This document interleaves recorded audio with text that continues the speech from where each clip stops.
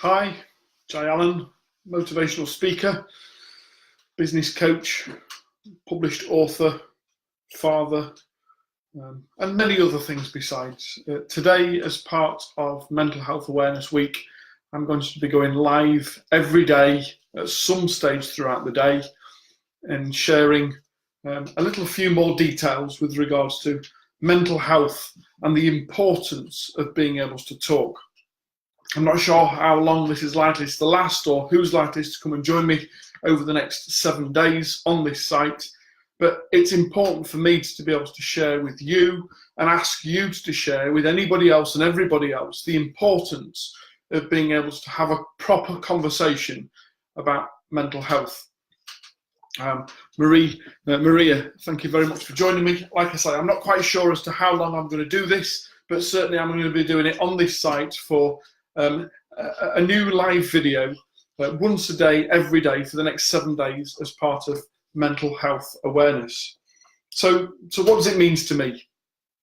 Well, fundamentally, it involves me talking about my own background. Having had an exceptionally fulfilling career in the British Army, where either directly or indirectly you're taught to be completely invincible. You genuinely believe, as you strap on a rifle and the webbing and the kit and caboodle and you deploy off to an operational theatre, that nothing's going to happen. That you clear the mindset of any uncertainty and you go out there to do your job in the belief that you are invincible and the knowledge that it might be your last day. And you make that conscious commitment to be able to join a service where putting your life on the line is a potential daily occurrence whilst on operational commitment. And I happily made that choice for over 12 years, joining the British Army in the early 90s and all the way through the 90s and into the noughties. I had a wonderful career. I enjoyed pretty much every day of my service life. I'm certainly there were days I was looking forwards to putting my head back on the pillow at night that night. But overall, I enjoyed an exceptional career in the British Army. I had nothing but respect for my fellow colleagues and the jobs and roles that we did collectively around the world, both with Northern Ireland and the Gulf and Bosnia and Kosovo and East Timor and Sierra Leone and all the other places that as service users or service personnel we deploy to. And all the way through that time, and I might have just add, I wasn't an infantry soldier. I wasn't out there with rifle and out there on the attack. I joined the British Army as into the Royal Army Medical Corps. I joined initially as a combat medical technician and subsequently qualified in advanced medical trauma. I was there to protect people. I was there to be able to put people back together again. I was there to bring people home. It was my job to be able to help and support rather than to fight. And that was until I had an accident. I had an accident in 2003, which subsequently saw me back to the UK from an operational commitment. And in need of some medical support, in need of making use of the services to which I'd been a party to. Rather than treating others, it was in the receipt of treatment in order to be able to physically put me back together again. And yet during that process, it was where I was diagnosed with post-traumatic stress disorder. I was diagnosed with PTSD so significantly that for a period of time I was sectioned under the Mental Health Act for my own protection, where every day became a trauma. Every day became more and more difficult to wake up in the morning and not fear being awake. When the flashbacks become so significant, when you start to become quite confused with regards to what's a memory or a nightmare or a dream and what's reality, when there's this merging of worlds between your mind and reality, it becomes exceptionally difficult to be able to know what's real and what's not. And being in that state for some considerable time starts to play tricks on all sorts of different things within the body, not only your mind, but your emotions and everything else that goes with it.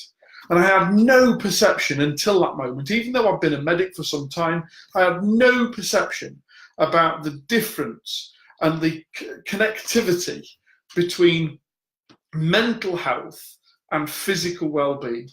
I might have run the track on a regular basis. I might have done significant enough physical trainings to be able to make sure that I was physically capable to do a very physically demanding job. But I had no correlation with regards to how important it was to be able to have a clear mental pictures, to be able to be physically and mentally fit, and the impact being mentally unfit would have on my physical well-being.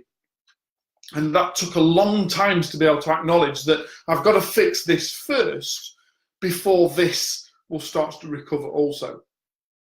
And that's what we did. Went through Headley Court, an exceptional place of some people there that are just, everyone should be knighted for the work and dedication they do in helping to support at times broken individuals being able to rebuild themselves and their futures.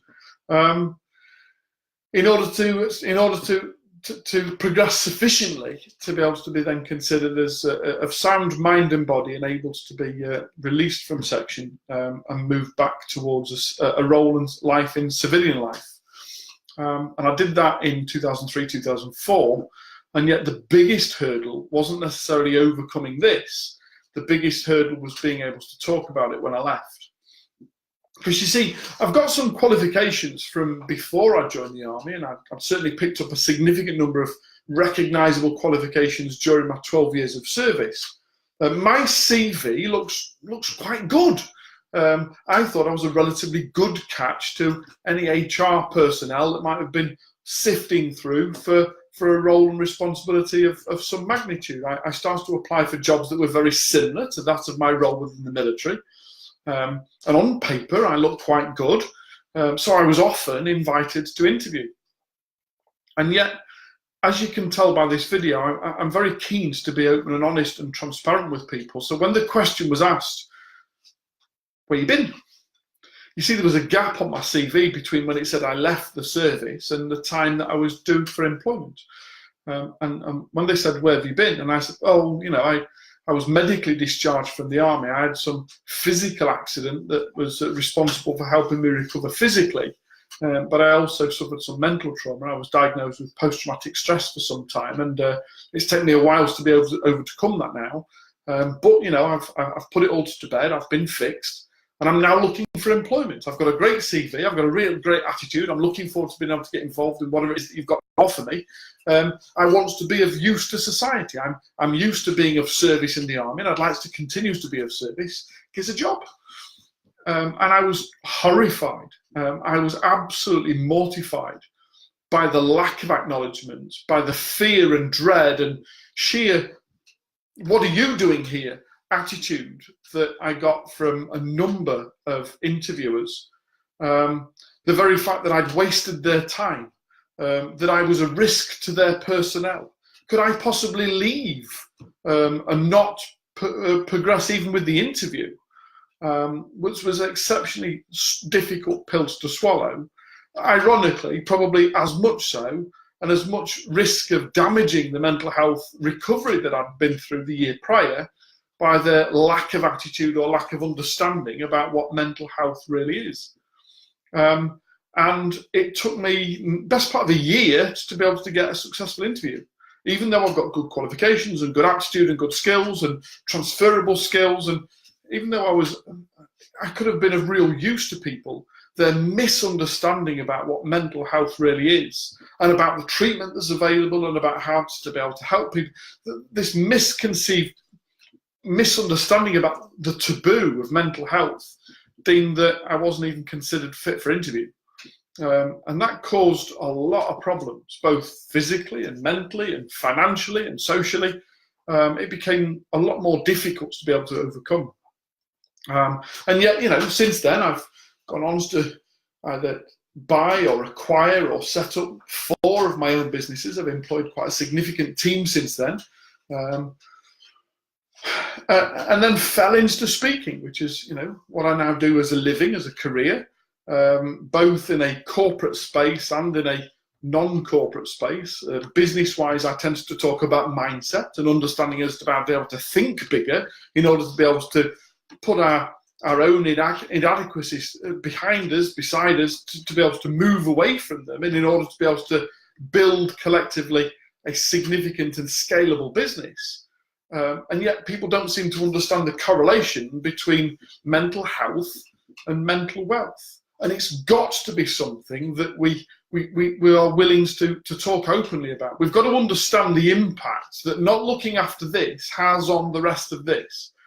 We have to have a better conversation. We have to be more open about having conversations about our own mental resilience and understanding that it's okay to say, I'm not okay today.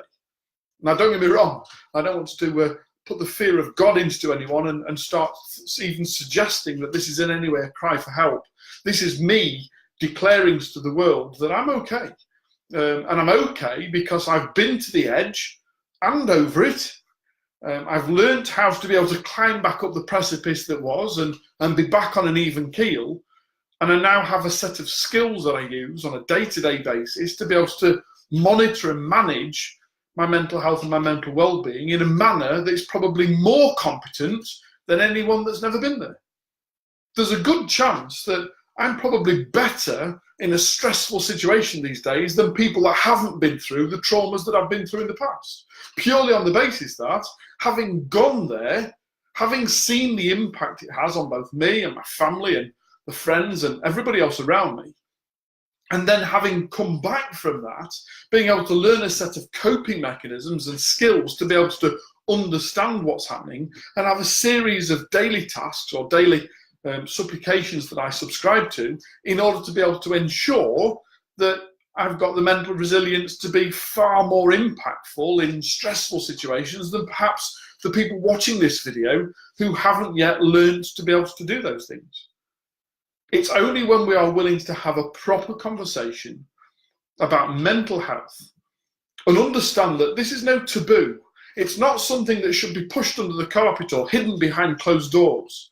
We have to have an open, honest, frank conversation about the physical and mental capability of us and our family and our friends and our community and the people we serve and our employees and employers. We have to understand that it's okay to be able to have gym adverts about pumping muscle on a day-to-day basis and fitness clubs and losing weight and all that stuff about the physical body. We've got to have a better and more educated understanding, a more open, transparent conversation about the mental fitness of us and our community. I sincerely hope you've got something from us today. I'm delighted to be able to share this on Mental Health Awareness Week, and I'll be back at some stage tomorrow to record another video and share a few more thoughts and ideas about how to be able to better to support a better conversation. Please, if you've got anything from us today, I'd be really grateful if you'd either like it or share it or comment or something, or pass the word, and being able to make sure that this week and every week onwards, we are more equipped and more willing and capable to have an open and honest conversation about our mental and physical well-being. Thanks. I look forward to speaking again tomorrow. Take care.